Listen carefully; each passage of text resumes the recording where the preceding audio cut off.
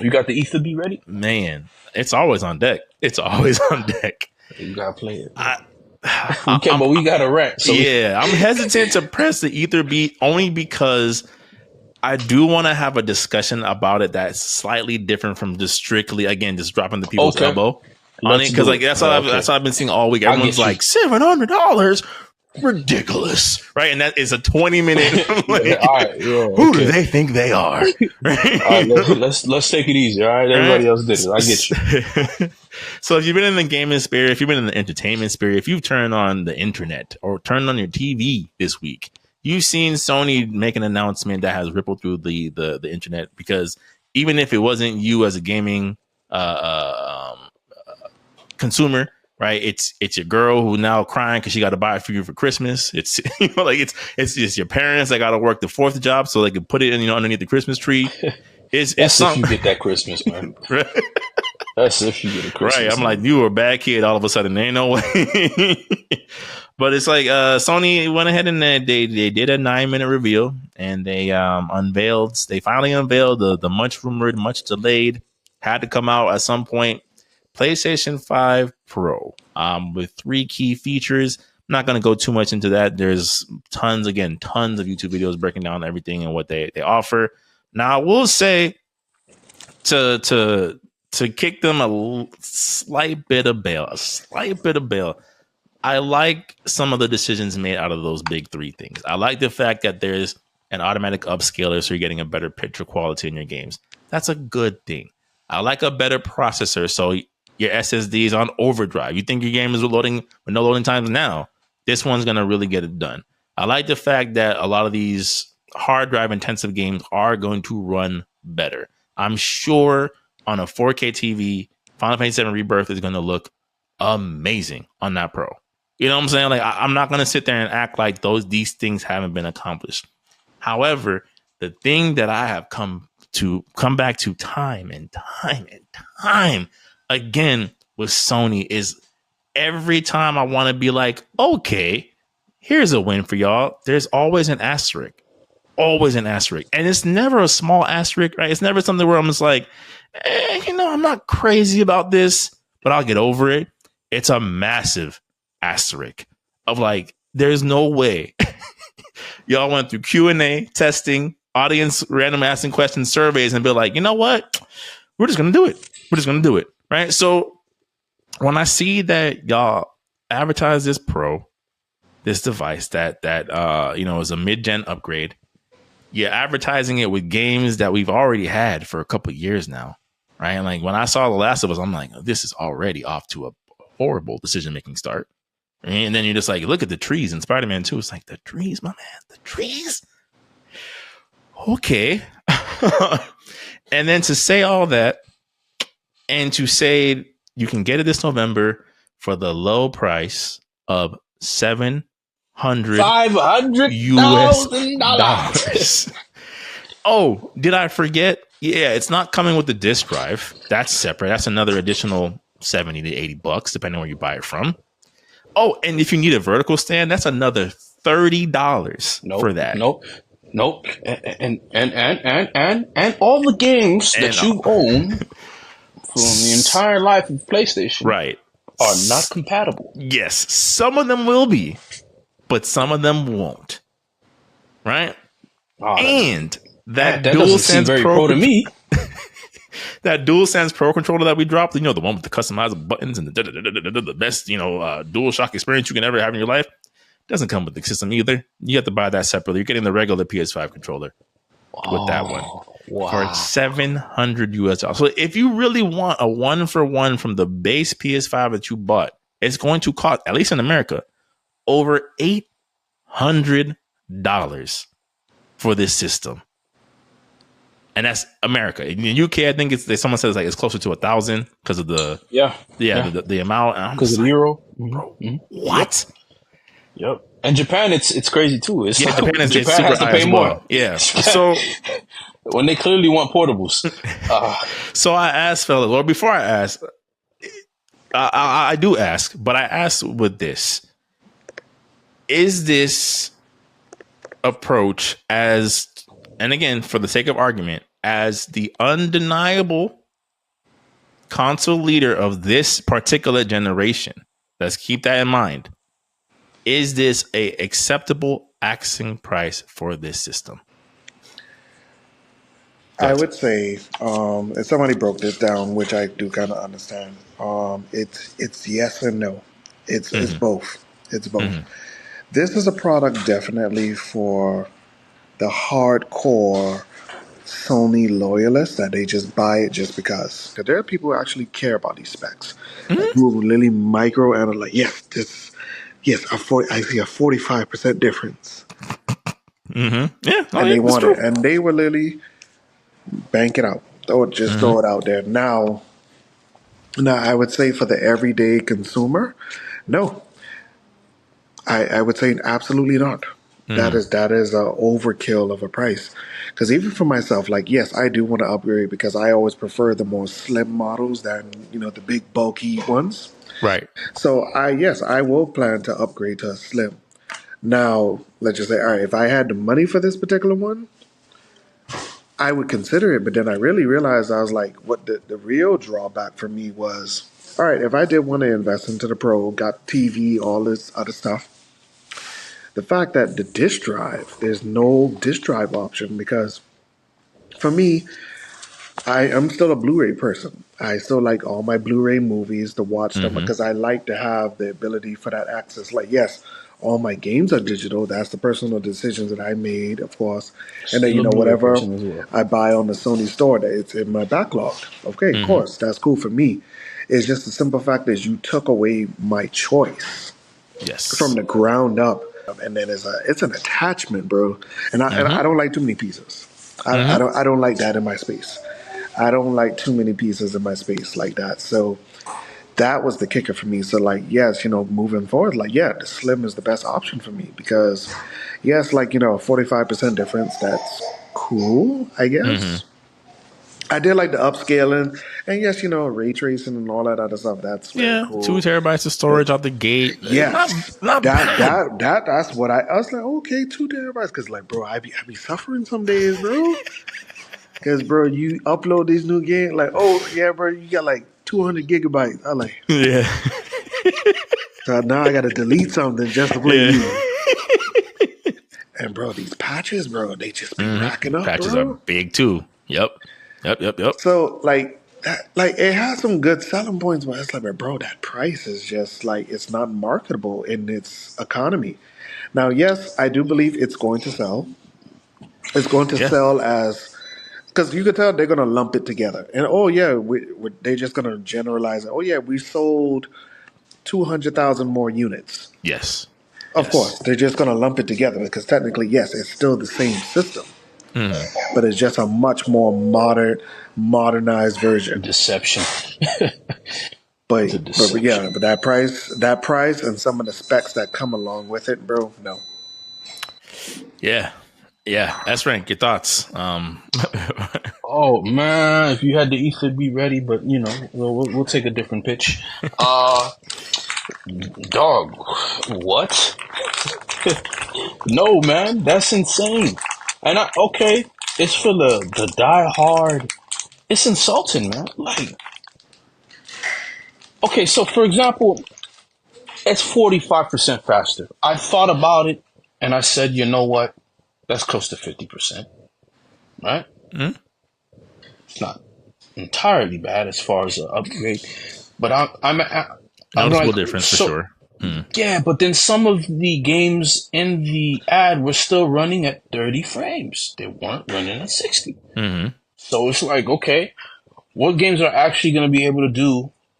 We'll have to wait and see. Can they actually do 60 frames stabilized with 4K?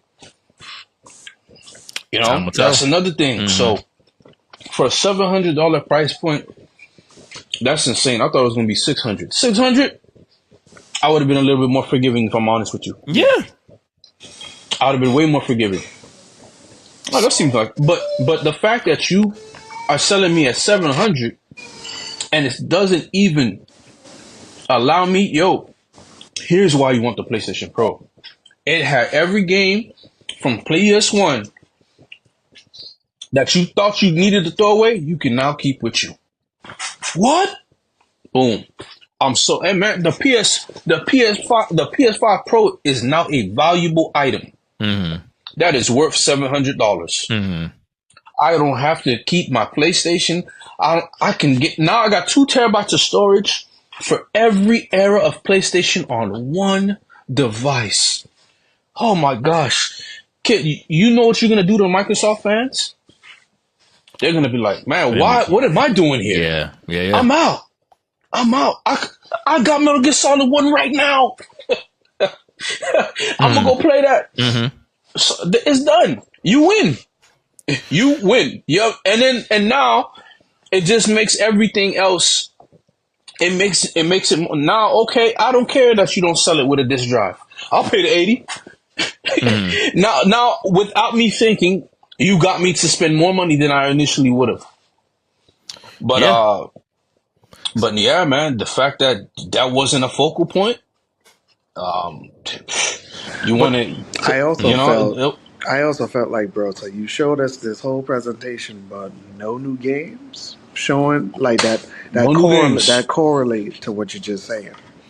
No new games. No new games. But I think the just for the conversation piece, right? I think, and I said this during in the group chat when we were going through the announcement. I think that unfortunately, I don't think this is a good thing. I hate when companies do this.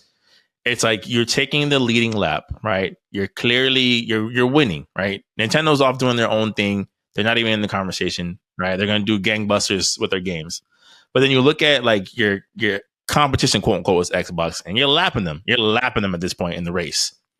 The problem is now is that you're treating this like how Apple treats their phones, right? Where it's like you get an Apple, right? You're going to get your iPhone 16. It's good. It's solid. It does what you need the phone to do, has all the smartphone functions. But if you want something a little bit nicer, you're going to spend a little bit more on the Pro. Not going to be groundbreaking, but you spend a little bit more, right? Or a Pro Max, which gives you even more than that. But I don't feel that from the PS5 Pro. To me, it feels like we're winning. We're on top. Our competition doesn't exist. And yeah, maybe you could do more with a Zune, but who's buying a Zune over an iPod? Right? Like that's what it feels like, of like the functionality of what we're getting in terms of like, here's how, like you said, S-Rank, here's how you cement yourself as the undeniable one. Here's how you Exodia the game. You're just like, we'll do the bare minimum, but you'll buy it because it's us. And see, that's the double-edged sword of, consumerism, bro, because people are going to buy it. It's almost the same thing like how it was the PlayStation Portable, bro. You're going to hear all this yap, wah, wah, wah. But then, when that system launch, guess what videos you're going to see over Twitter? Oh, yes, here's my 45% difference. Yep.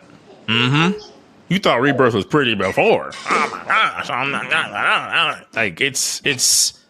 And that's the other frustrating part of, like, it's just the Twitter talk, too, of, like, the reports are in that it was the most disliked post on the PlayStation blog and da-da-da-da. People are in an uproar and yada, yada, yada, yada, yada. It's like, but yet the disk drive attachment's already sold out. Yeah. See, it's the psychology, bro, because people didn't realize, like, that consumerism is also a mental thing as well, bro. Because, like, people have studied it, bro. The Apple concept it's like an addiction to people, bro. You don't want to be left behind, right? you don't want to be the only one without it. Exactly. You don't want to be left behind, right? Because to Jory's point a while ago, yes, you promote all these, aspects about 60 frames, this and that and the third, scale and resolution, and we want to see it. Like, yes, okay, now we're finally able to see it. But then the thing about it is, okay, so now that you put this console on the market, is that going to influence developers to really take the reins of these things? Or are they just going to, sit for the bare minimum and just release a product? I'd say right now the latter, because to your point, what you said a couple pods ago, we still don't know what the PS5 could really do. We still don't. We don't. We haven't seen the full scale of what these devices are capable of doing. So it's hard to be like, here's why it makes such a significant uptick. Again, I'm not knocking the features. I'm like that, especially that photo upscaling. That's going to be a top tier thing in making that game. Those colors are going to pop off your TV with that scaler. But is that enough of like, this is pushing this to the next level? And that's something else to consider, right? Like, do you have all the pieces in place as an entertainment hub to enjoy? Some people don't even know what we're talking about with HDR. You know what I'm saying? They're not playing at 60 frames per second. You know what I'm saying? That's another thing. But that's fine. That's $1,000. That's fine. Okay, yeah. Because that's like Tim said earlier, it's not for them. That's fine. Right. Like, I think that's the thing of like, that's where I don't want to completely people's elbow them, because they're not, they are aware that this is not an every man's device. It's not. We're not dropping this so everybody can go buy one. I think for me, my issue with it is like I have a Samsung, right? I've been a Samsung devotee for quite some time now. It has all the features that I prefer. But one of the things that took a while and why it was harder to have the Apple versus Samsung conversation for me was because Apple was so far ahead of it in terms of features, right? Of like, I can connect my iPhone to my Mac, to my TV, to this, to that, to that. But what Samsung did is Samsung made enough steps in their ecosystem where it's like, okay, now I can buy a Galaxy Tag. Now I can buy the Galaxy Buds. Are they the greatest thing ever? No, but they work well enough for what I needed to do for my device. I feel like with Sony, it's like we've had again, going back to the asterisk, it's like there's enough stop gaps of like, even if I wanted to be a Sony diehard, I can't, because what you're offering me, I know and you know that this is not the best of your capabilities. You know what I'm saying? Like, we know that they could have done better than the Portal. We know that they could have done better than what they're offering with the Pro, but they're just not. They're just not, because they know they don't have to. It goes back to a conversation that we had. Remember when we were talking about the latest Capcom collections being available on Xbox? Like, there's some on a corporate level, there's something going on at Xbox, like the industry heads know that we just don't. And you could tell like this type of move was like, yeah. We got you. And I kind of do feel like Sony knows, like, yeah, bro, in terms of this market, we're running it once again. Mm-hmm. And because they feel like, yes, this is justified, we're able to do it, and we're about to just run it. And then, like I said, it covers both bases, because this console is more of a niche. It's more of a niche for people who actually want all these aspects. Like, well, I cannot live without my extra 45%. Right. I need 60 frames per second. I need this. I need that. But then, there are some people like, no, bro, that slim model, I love it for what it is. It gets the job done. And there are certain people for that. So like I said, there's going to be a market for both, because they're not gonna cancel slim productions for this. Like, no, that would actually be insane. Yeah, of course. So yeah, it's on both bases, bro. So I do feel like, they're not really losing anything. But then also on the gain side, it's kind of like, well, bro, like, what is there to expect for the future? Yeah. If you're just gonna run us like this. Yeah. And I do feel like, especially announcing now the Pro for this, I do feel like this kind of does give me more confidence that, this particular console generation is going to last longer, rather than just push out something else. Because I said it, bro, like, I think there's too much focus on hardware. There's too much focus on hardware, and it kind of correlates to why I feel so passionate about Astrobot. Is we need to get back to games. Yeah. Yep. To games, gameplay, the experience, like the hardware. It's just like how, like, the guy from Cyberpunk, like, you just keep adding all this new stuff, but then what is the experience of this character? Yeah. Yeah, it's beautiful to look at, and that's about it. There's no soul there. The eyes are glazed over. You should have stopped at the Scandevistan, boy. But you couldn't. No, that's a beautiful metaphor. But you couldn't. It's a beautiful, like, I think that's the thing, and of course you got to move on quick, a couple more of the topics, but like, I think that's the thing of like, that's the reason why, like, I joke about becoming re-becoming a Nintendo fanboy of like, yeah, Nintendo's not leading the world in graphics. Yeah, there's some definitely like quality of life things that they 1000% need to do with Switch 2. Like there's certain things I'm like, bro, like why can I not do this on my Switch? I can't watch, all I can do is play games. I can't watch YouTube. I can't use like a web browser. I can't do anything but play games. Like what is this? Right? But the thing with Nintendo is like, bro, Nintendo, one thing about Nintendo is they're going to give you a demo and they're going to give you a quality product. For sure, like when a Smash Brothers is dropping, that Smash Brothers is going to be polished to the letter out the gate. Super Mario Brothers to the letter. Patch notes. Why would you drop a patch when the game is already done well and been bug tested?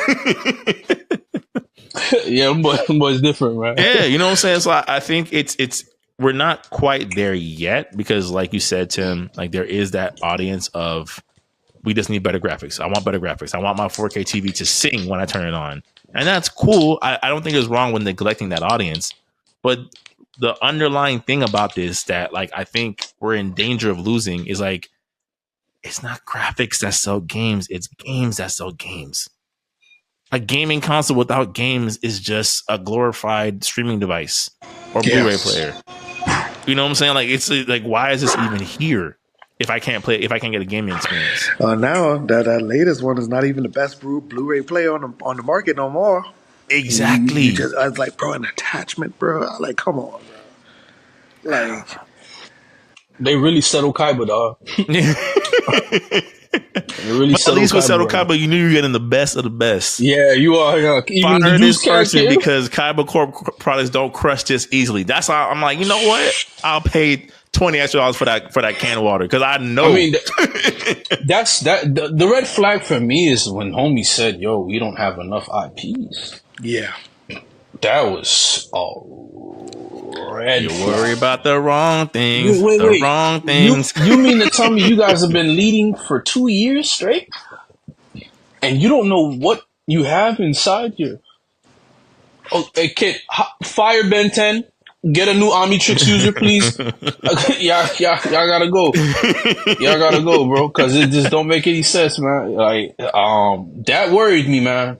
Yeah. That worried me, sure. man. So, and then Mike Cerny, man, that's his name, right? Mike Cerny, the guy who introduced the PlayStation. Yeah. Mm-hmm. That was for me. That man did not seem like a real person because the way he was talking, which was beautiful, which he was seemed hilarious. Like a guru. Yeah, and we've noticed that players they prefer to get in their performance mode over visual mode. But what if we give you both? It's like, what? Yeah. Oh man. But the thing, you know what is sick? Could be Harry Potter footage. If they can get Death Stranding, Monster Hunter, Wilds, and a couple of other heavy hitter games to run at 60 frames per second. It will help. It will help. Inspire. It will help. But you're reaching PC prices, and that's where I finalize my point. $700 towards this, or should I put $700 towards that? And for the price I'm paying for this, that makes more sense. I think that's a conversation worth a deep dive. Obviously not tonight, but I think I could still make an argument pushing back about that with the problem with PC is still going to be convenience. Convenience. 1,000% understandable. I can cut this 1,000%. On in a second. Cutting on my computer is not as simple. Still simple. Still, not that. It's not that hard. But it's not as simple as this. Yeah, I get you. I personally don't have to update Xbox's OS, nor do I have to do PlayStation. They do that on their own. Yeah. Right? And that already is a headache in itself for anybody who has a PC. Oh, wait, is this chip compatible with this if I run it at this wattage? Right. No. I got to update this driver and run the specs on this. It's not the learning curve is high. And then now these PCs come with nuclear cooling systems. Yeah. Just cooling system, make sure the chip don't fry. Like, dog, kid, don't give me no stock reactor, man. Yeah, I don't want no stock reactor in my house. Keep that. Facts. You feel me? But at the same time, if these companies are moving the way they're moving, my freedom can only be kept like my freedom is at jeopardy. Yeah. You know, the tragic part about this is like you have an entire collection and library that can't just go with you. It'll be like you're starting anew. True, but you're building for the long term investment at that point. Of like, you know, oh yeah, I might have to restart this, but now I'm getting this Steam sale for $3 for the game. You know, I can make peace with it. You know, like, what do you mean? I don't have to subscribe to a platform. Everything's multi-platform for me because I have a PC. Yeah, you know, yeah. I think I'll do that.